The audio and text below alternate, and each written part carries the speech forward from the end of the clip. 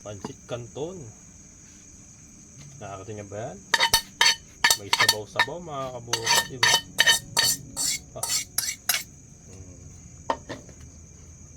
May sabaw-sabaw. Tapos, lagay ang yun, muntik pa malaglag. Ang hard-boiled egg. Wala! Bing, bing, bing!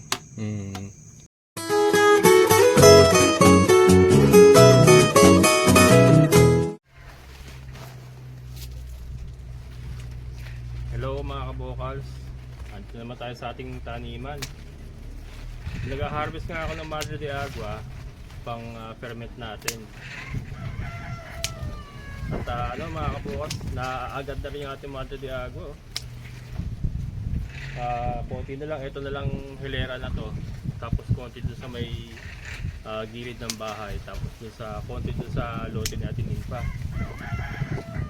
Yan. Subukan natin mga kabukals kung magkakasya yung 50 kilos do sa drum na ginagamit natin. Fermented. Yun ang ating gagawin ngayon mga kabukals. So ngayon harvest ako. Time check alas 2 ng tanghali. Siguro ito ma-harvest ko to hanggang mamayang hapon. Ang pag chop natin baka bukas na, sabay ferment na. Bukas natin gagawin, at least na harvest na. Ito kasing isang matagal gawin yung pag-harvest. Yung pag-chop sandali na lang yun eh. Kasi may motor naman tayo. Tataba oh. Ito sa may sa may likod ng kubo natin. Tataba oh.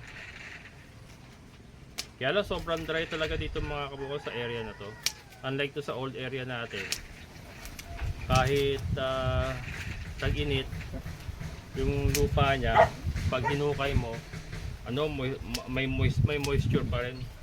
Dito talagang dry talaga, kaya kailangan siguro pagdating ng mga March, April, dilig. Kailangan natin diligan para magtuloy-tuloy yung kanilang mabilis na pag-recover. Although magre-recover naman to kahit hindi natin diligin, kaya lang matagal siya makaka-recover. Taas na oh.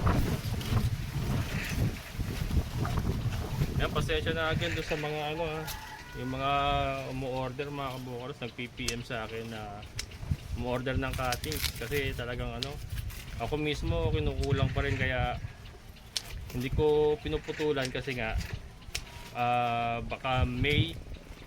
Itong darating na May, yung papasok ng tag-ulan, magmamas mass planting po tayo uli ng mga cuttings. Mas pupunuin pa natin itong area natin ng Madre de Agua. Kasi kulang talaga. Yung talagang didepende tayo masyado sa Madre de Agua. Kulang. Nakuha ko na yung mga kabukals, yung tamang mixture ng fermentation. Yun na eh. Kailangan nila natin talaga paramihin kasi gusto rin ng mga baboy natin. Iko-content ko rin mga kabokals pag gusto nila yung yung mixture ng fermented Madre de Agua at saka yung ginagamit natin ngayon na darak sa palay. Hindi na tayo gumagamit ng darak sa mais. Darak sa palay na tayo, mas mura. 14 pesos per kilo lang. 14 pesos. Versus dun sa darak sa mais kasi nagtaas na 21 pesos per kilo na yung darak sa mais. Kaya saka dati pa naman darak sa palay na talaga ginagamit natin. Napunta lang tayo sa darak sa mais kasi doon nga sa San Jose medyo nagkahirapan na sa pagbili ng darak sa palay kasi nga nawala na yung mga palayan doon, puro subdivision na. So nagkahirapan na sa pagbili ng darak sa palay. Pero dito kasi marami pang mga sakahan, marami pang mga nagpapagiling, saka maraming gilingan. Kaya medyo madaling bumili ng darak sa palay pa dito sa San Rafael. Kaya natigil po tayo sa sa darak sa palay doon sa old area natin. Kasi wala nang makunan. Kaya ngayon binabalik lang natin. Mas mura kasi mga kabukals eh. Guruin nyo, 14 pesos lang. Tapos lahukan mo lang ng fermented Madre de Agua. Eh yung fermented naman natin may molasses na yun eh. Marami na tayong inilalagay na molasses dun eh. So yun na yun. Wala na tayong ibang nilalagay. So pag salok natin ng fermented Madre de Agua, lagay nung darak sa palay. Yun na. Sabay pakain na. Gustong gusto nila. Saka mas sustansya yun kasi na-ferment. Kaya mas maganda talaga.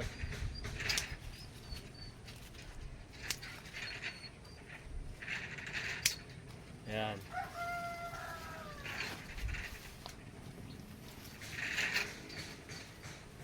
Ito mga pantanim to mga kabukals. Oh. Ayan to. Ayan, mga pantanim yan. Hindi muna natin tinatanggal yan. Hindi ko muna pinuputol yan. Mga future ano natin yan. Future cuttings natin yan.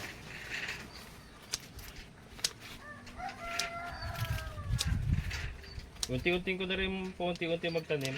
Kaya lang kasi kailangan kasi alagaan mo sa dilig. Gawa nung ngayon wala nang ulan, saka dry na. Dry na yung mga lupa. Dilig, kailangan dilig araw-araw. Para hindi mamatay. Tapos susuportahan mo pa yun habang lumalaki siya. Pero pag naging puno na yan, tulad ng ganito, mga hardy na yan. Kaya lang yun nga, sa pag tumindi na ang summer, kailangan suportahan natin ng dilig para mapakinabangan natin tuloy-tuloy. Ang ugat kasi niya mga kabukals talagang bumabaon, malalim ang ano niya. Ang ugat niya kaya kahit mainit, buhay sila.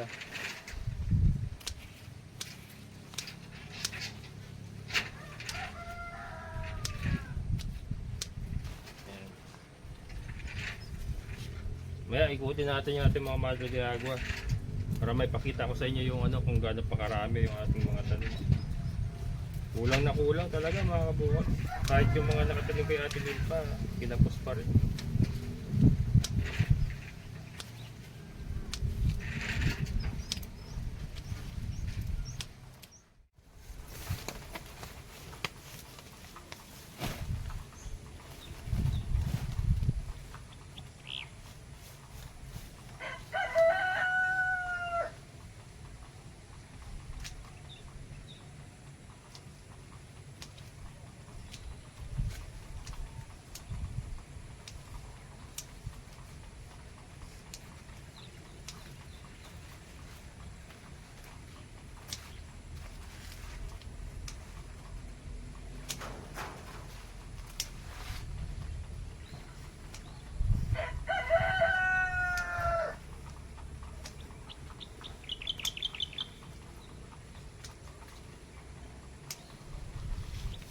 Kaya mga kabukals, ubos na.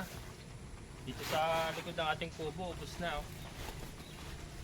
Gagaan lang. Kaya lang ano, parang mga wala ko may 20 kilos na to, timbangin natin. Wala.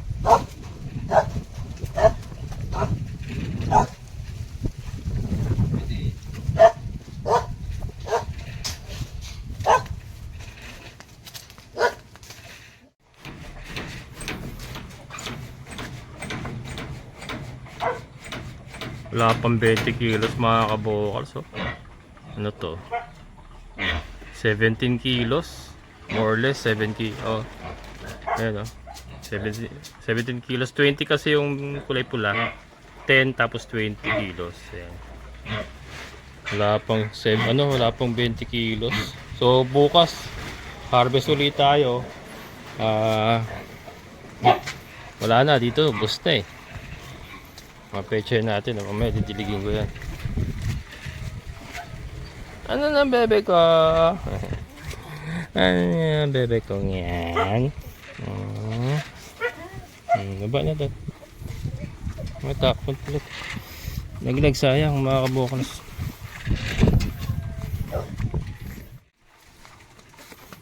Yan, so dito tayo nag-harvest. Pero dito tayo nag-start kanina, yan dito. Sa may tapat na malunggay na to. Yan. Dito tayo nag-start kanina hanggang doon sa may langka. Yan po yung 17 kilos.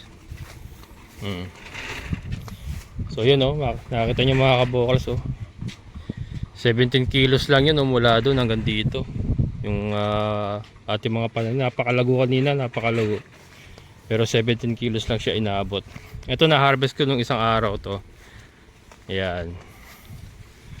Medyo madamo na naman, pasensya na mga kabokals. Inaabot na naman tayo ng mga trabaho natin dito. Nagpang-abot-abot na naman. So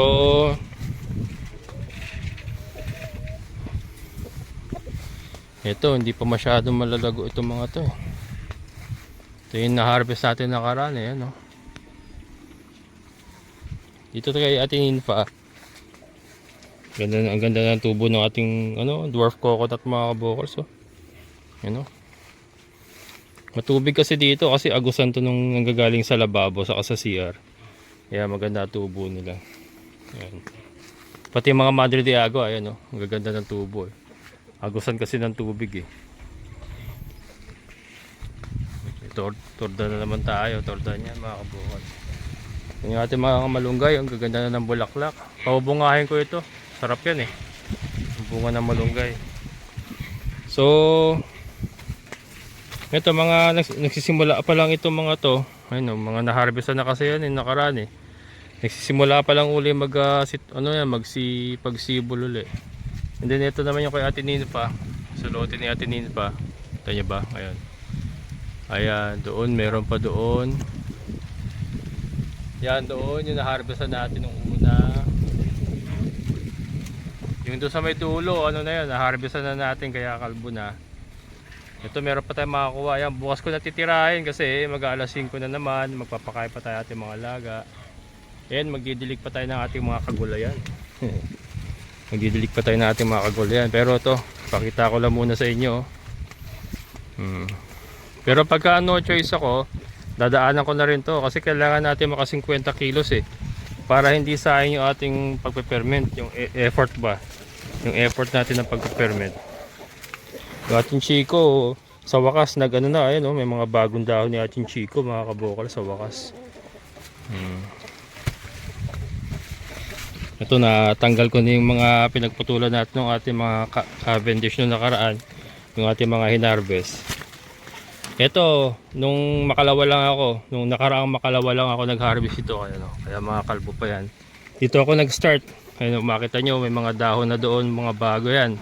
Dito ako nag-start nung makalawa. Nakaraang makalawa. Yan. Punta ron, paikot. Ito, may Cavendish na naman tayo dito mga kabokals. Oh. Waiting. Ay, kumikis-kis. Nakikis-kis ano, sira. So, dito, ayan. Naikot na nga natin kaya ayan ang mga kalbo na. Naikot natin dito, ayan. Nandun. So yun mga kabukals. Ay siya nga pala yung pinadeliver natin Rhode Island sa saan ba yun? Sa Quezon. Okay, na-receive mga kabukals, walang aberya. Walang hindi naman siya nagkaroon ng problema. So ayos na ayos at na-receive po at naging maganda ang transaksyon. Ito yung mga DeKalb Browns. Is there someone calling my name? Is there someone calling my name? Tao yata. Wala. May nagdaan lang. Ayan. Dilig tayo mga kabukals, maya maya konti. May merienda lang muna ako kasi gutom na si Kalbo eh. Nagutom ako. Hop! Hop! Hop! Ayan. Merienda muna. Ayan, nakapag merienda na tayo mga kabukals. Hop! Alis yan. Dilig tayo. Ito yung ating mga talong mga kabukals oh. Sumisipa na yung ating mga talong. Yan, so didiligin natin yan. Didilig tayo. Yan. Araw-araw lang dilig. Butas-butas ah. May butas yung mga dahon mga kabukals. Mukhang Naatake ng insekto ah.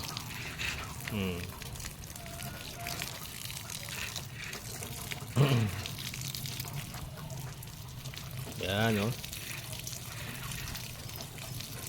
Bilis lang lumaki. Yung mga malunggay nating iba parang negative na, pero hayaan lang natin. Hayaan lang natin dyan. Yan oh. Dinidilig ko pa rin kahit paano. Ito yung patola natin mga kabokal. So napakaganda na oh. Tapos yung mga papaya natin oh. Looking good oh.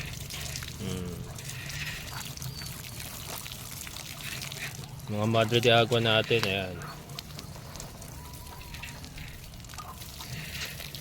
Maganda na rin ang tubo ng ating mga Madre de Agua oh. Magtatanim pa tayo na magtatanim. Kaya lang kayo medyo nagminor ako kasi maano eh. Super dry na kasi dito eh. Kaya mahirap. Baka hindi ko madiligan. Sayang lang. Sayang lang yung ating cuttings. Pero ano natin yan. Hanapan natin ng oras. Yung papaya oh. Yan, pinalalaki ko lang yan mga kabukals. Tapos magpapatuloy tayo ng mga 4 na piraso dyan. Tapos kung sino doon na mamumulaklak, yun ang patutuloy natin. Butas-butas yung dahon ah. Ayoko naman gumamit ng ng pesticide. Lago na itong isang Madre de Agua natin oh. Lago na oh. Ito kasi naitanim ko nag-uulan pa. Saka na dilig-diligan din natin. Ayan. Priority muna natin itong priority ko muna diligan itong mga talong. Baka may malagpasan ako eh. Saka yung ating papaya. Ayan.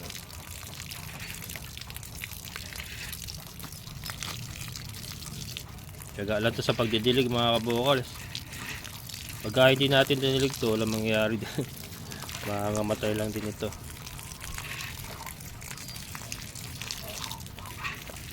May hinuhukay ng palaka yung mga gilid-gilid na. Kasi basa kasi.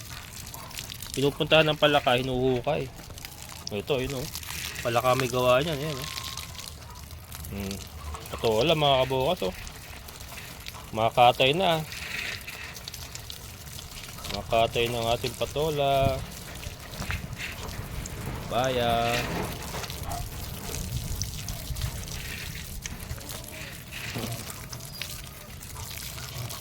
Ano kaya pwedeng ipang spray dito mga kabukas na organic sa putas-putas na dahon ng talong?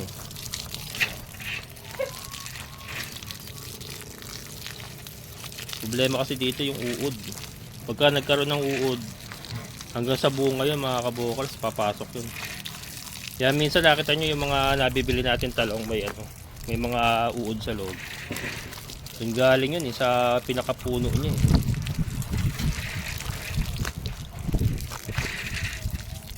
Yan.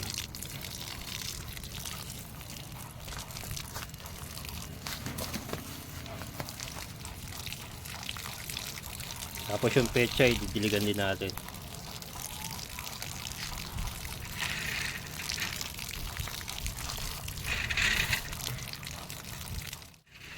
Yan, ito naman yung ating mga pechay mga kabukals oh. Lalong lumalago.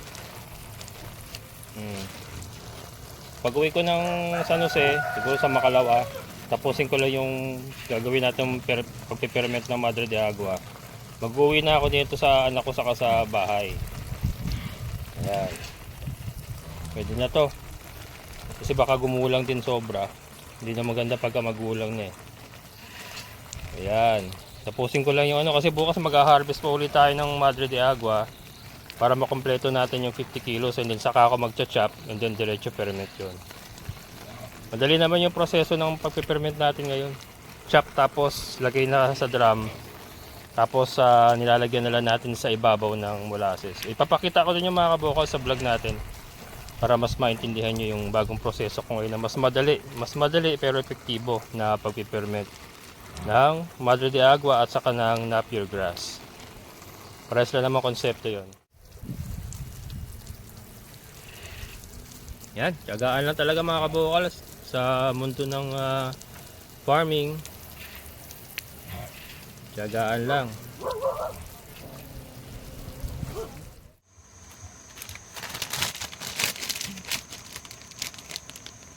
Ayan mga kabokals.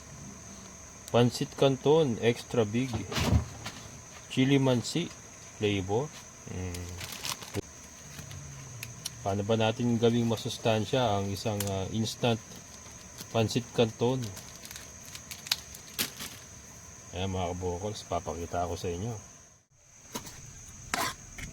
Ayan, kulo na mga kabokals. Didrain lang natin ng konti. Ito ang pang malakasan mga kabokals. Pechay. Pechay. Ayan. Tingnan natin yung kalan para hindi masyado ma-overcook. Half-cook lang yan mga kabokals. Yun half-cook lang yan. Basta lagyan na natin yung mga pampalasa. Ito.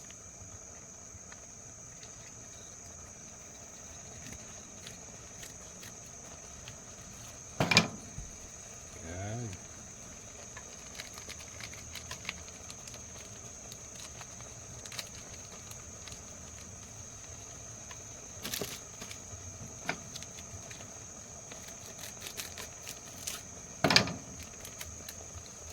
So may konting sabaw mga kabokals para parang malapot ba. So kumukulo-kulo pa rin.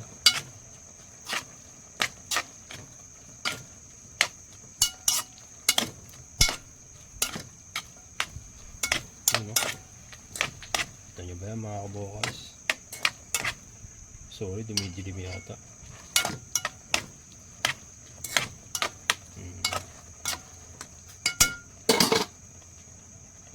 Natin konting toyo kasi konti lang toyo. Yan. Yan. Yos. So ito na ang ating instant Pansit Canton with pechay. Salin natin. Yan. Salin ang Pansit Canton. Nakakita niyo ba yan? May sabaw-sabaw mga kabukos, diba?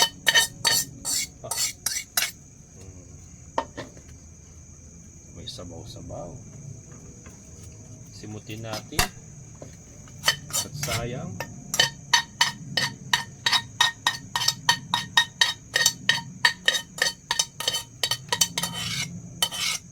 yun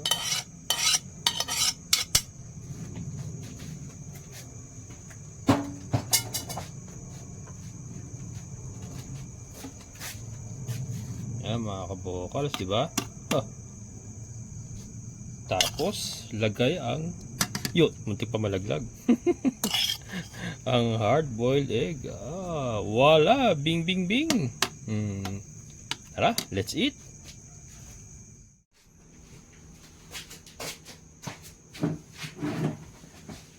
Yan mga kabokals, let's eat! Nakakita nyo naman yan mga kabokals. May presentation pa yan.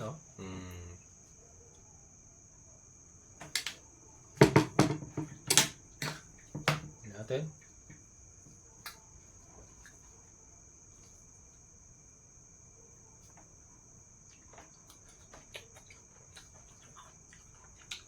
Lutong.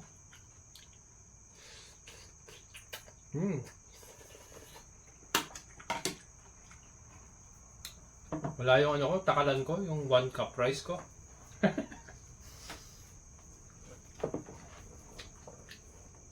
Hindi ako ako nakapaghugas. Yan. Kaya tayo mga kabokal. So ito. Lagyan ko ng gulay para ano, mas masustansya.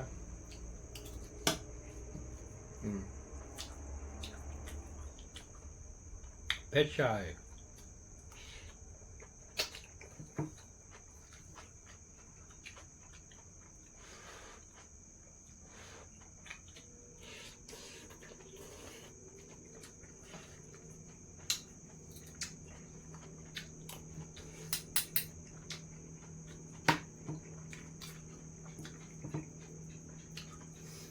Nakita niyo yung ano?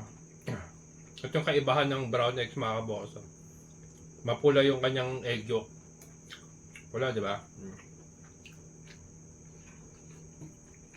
No?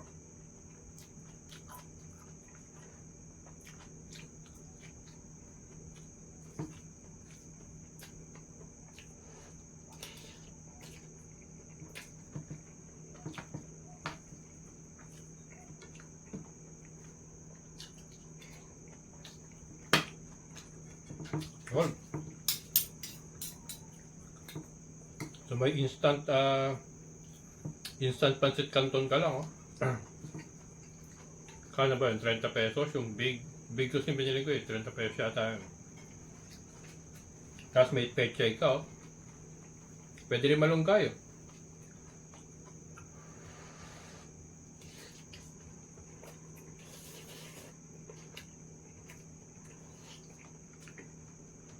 Tapos may itlog tayo kasi may mga layers tayo. Libre na rin itlog. Ayos na. Masustansya na yung ulam natin.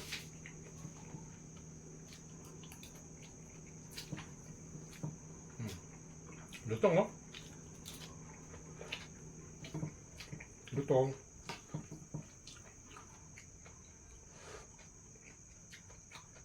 Pwede ko pa palang damihan.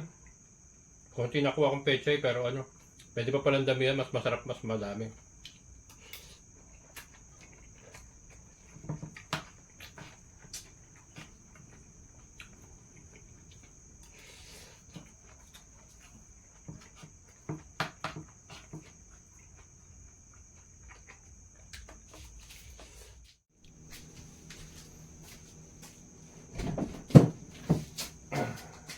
Yan, syempre hindi mabubuo ang araw ko mga kabokals pag hindi tayo nakahigop ng mainit na kape. Gabi na pala. Gabi na mga kabokals. Malakas ako magkape. 3 to 4 times a day mga kabokals. Adik ako sa kape. Ayan, oh. Pechay.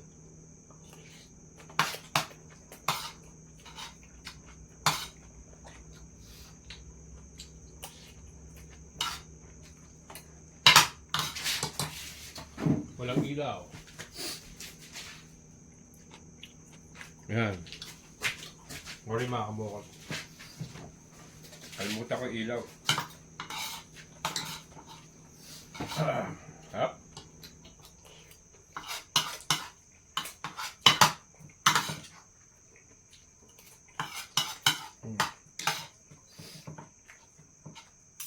Masarap din kung may hot sauce mga kabokal. Hot sauce ay sarap.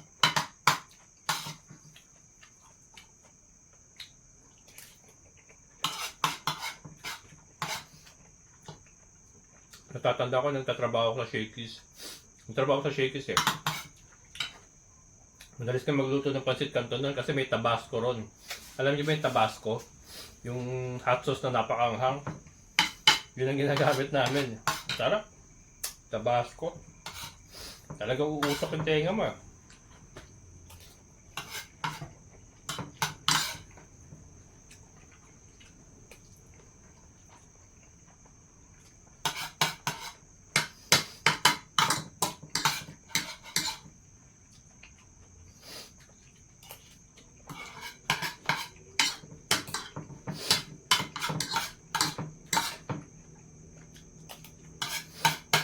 Makahang na rin to. Kasi chili mansi. Oh. Taob mga kabokal. Tapos ihigop tayo ng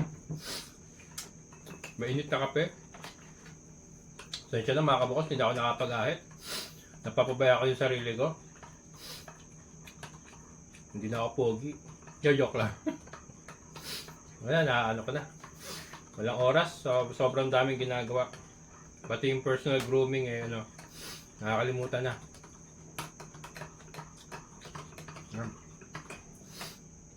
Kape mga kabukas.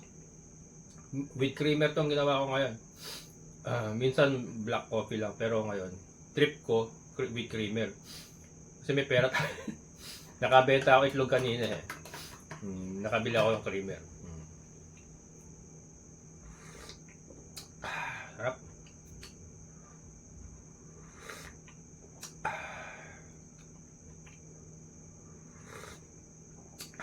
Sarap. Ayan. Bago tayo magtapos. Ito, sorry, ngayon ko lang po na shoutout din. Labo mata ko ah. Shoutout po kay Kuya Let Malonzo and family. At kay Nanay Domeng. Ayan.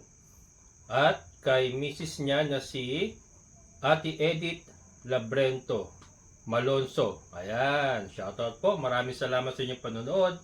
Siyempre sa lahat ng mga solid kabokals, maraming salamat sa palagi niyo pong pagsama, pagsuporta sa ating mga videos. Maraming salamat, and siyempre sa ating kaibigan po Sir Boyet. Sir, thank you so much. Hanggang dito na lang. Muli, ito yung Kabokals Farmer. Nagsasabing sabay-sabay tayong mangarap, magsikap at kumilos. Siguradong ulad ang ating amazing na buhay. Bye-bye!